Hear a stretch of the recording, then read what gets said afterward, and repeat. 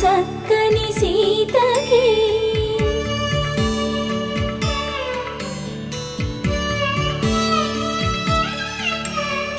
ఎర్ర జాబిలి చేయి రాముడేడని అడుగుతుంటే చూడలేదని పెదవి చెప్పే చెప్పలేమని కనులు చెప్పే నల్ల పూసై